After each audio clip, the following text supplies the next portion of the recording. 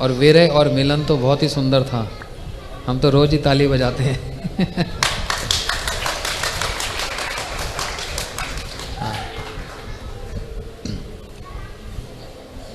बाहरी पवित्रता और भीतरी पवित्रता, इसके संबंध में बतलाया मुख्य रूप से जैसे कहते हैं संग सिद्धा भक्ति। स्नान किया, ये सहायता प्रदान करता है। स्वरूप सिद्धा भक्ति एक है आरोप सिद्धा, संग सिद्धा और स्वरूप सिद्धा। श्रवण कीर्तन स्मरण ही वास्तव में स्वरूप सिद्धा भक्ति है, परंतु उसके संगी होते हुए जो विराजमान है, जैसे न्यास इत्यादि बतला रहे हैं, पवित्रता धारण करना, स्नान करना, तो क्या स्नान करना अपने आप में भक्ति है? अगर स्नान करना ही भक्ति है तो मछली तो सारा दिन पानी में रहती है। स्नान करना भक्ति नहीं। जैसे कार्तिक महीने को लेकर ही ए बच्चों, ऊपर जाके जरा उनको ऊपर जाओ चंदन को। कार्तिक महीने के संबंध में एक बात कही जाती है, क्या सुबह ब्रह्म मुहूर्त में उठकर स्नान करना चाहिए। बात तो ठीक है, लेकिन स्नान करके फिर सो जाना चाहिए। ब्रह्म मुहूर्त में उठकर स्नान करने की विधि, लेकिन वो किस लिए? उसके बाद साधन करना चाहिए। अब उत्तर भारत में ये एक प्रचलन है, कार्तिक महीना आ गया, सुबह उठकर स्नान करना है, उसके बाद क्या करना है वो नहीं पता, बस स्नान करना ये नियम है ना।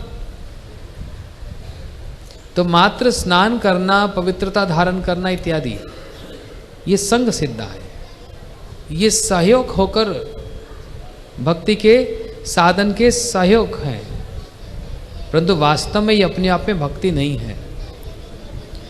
प्रभु जी ने बतलाया जैसे मौन व्रत धारण करना है। वृंदावन में ऐसे बहुत से लोग 1 महीना मौन व्रत धारण करते हैं, किसी से बात नहीं करते, परंतु वास्तविक ये मौन है ही नहीं। चुप रहना तो बड़ा आसान है, परंतु वास्तविक मौन क्या बतला रहे हैं प्रभुपाद जी? 24 घंटा में 24 घंटा जो कृष्ण कथा, कृष्ण नाम जप करे, वास्तव में वही मौन है। वो वाचाल ही वास्तव में मौन हो जाता है, और मौन वास्तव में वाचाल है।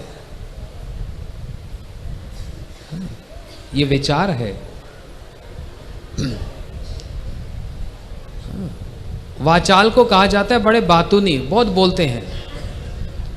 हमारे गुरुजी से बढ़कर और कौन वाचाल होगा, जो सब समय बोलते रहते हैं। बोलते तो रहते हैं, बोलते क्या है? प्रत्येक दिन सुबह हम लोग गुरुजी की वंदना करते हुए बात कहते हैं। क्या कहते हैं?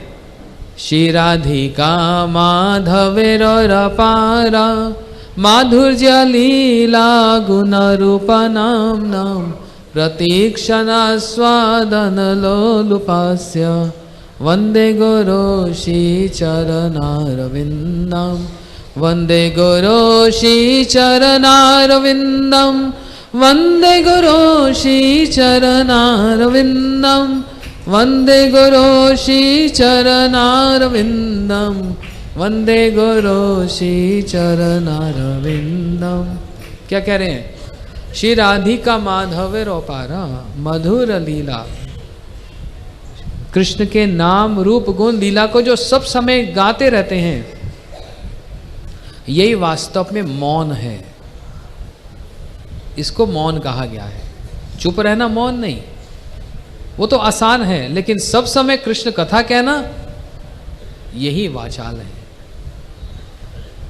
इसलिए श्रील भक्ति रक्षा श्रीधर गोसाई महाराज जब अस्वस्थ लीला कर रहे थे तो कथा कह रहे हैं, और उनके सेवक उनको चुप करा रहे हैं। गुरुजी अब आप थोड़ा सा चुप हो जाइए,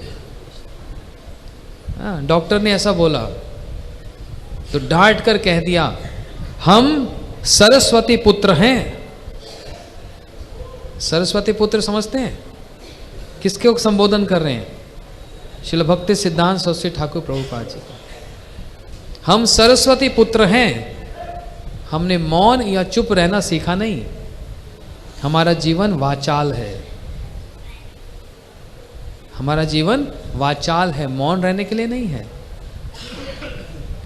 इसलिए जितने प्रकार के नियम आग्रह ये पालन किया जाते हैं, मौन व्रत धारण करना, स्नान करना, ये करना, ये सहायक रूप में है। वास्तव में मुख्य रूप से तो श्रवण कीर्तन स्मरण ही वास्तव में स्वरूप सिद्धा भक्ति है। परंतु इसको कुछ लोग गौण मान लेते हैं। किसको? सॉरी, स्नान इत्यादि, मौन इत्यादि को ही मुख्य मान लेते हैं। परंतु वास्तव में मुख्य श्रवण कीर्तन ही है। श्री परीक्षित श्रवणे व्यास की कीर्ते प्रहलाद स्मरणे। परीक्षित जी ने श्रवण के द्वारा, सुखदेव गोस्वामी जी ने कीर्तन के द्वारा और प्रहलाद जी ने स्मरण के द्वारा इत्यादि। लक्ष्मी जी ने 5 समाहन, कपिपते दासे अथा सख्य अर्जुने। हनुमान जी ने सेवा करके दास भाव के द्वारा, अर्जुन ने सख्य भाव के द्वारा, अक्रूर जी ने वंदन के द्वारा भगवान की प्रसन्नता, उनकी प्राप्ति कराई। और बलि महाराज ने आत्मनिवेदन के द्वारा। श्रील भक्तिवेदांत त्रिविक्रम गोस्वामी महाराज जी लेख में लिख रहे हैं, एक आत्मनिवेदन है बिना किसी रस का, और एक आत्मनिवेदन है किसी रस में संयुक्त होकर। तो उन्होंने उदाहरण दिया, कंपैरेटिव स्टडी बतलाई। एक आत्मनिवेदन बलि महाराज जी का और एक आत्मनिवेदन रुक्मणी जी का है। रुक्मणी जी का आत्मनिवेदन ये मधुर रस में आत्मनिवेदन है, और बलि महाराज जी का आत्मनिवेदन ये किसी रस में नहीं, मान लो दास्य रस में ही है। सर्वस्व अर्पण कर दिया। तो मुख्य गौण ना हो जाए और गौण मुख्य ना हो जाए, इसी विषय को श्री भक्तिविनोद ठाकुर जी यहाँ पर उद्धृत कर रहे हैं, हमको बतला रहे हैं। बड़े सुंदर रूप से प्रभु जी ने इसका वर्णन किया। I request, if possible,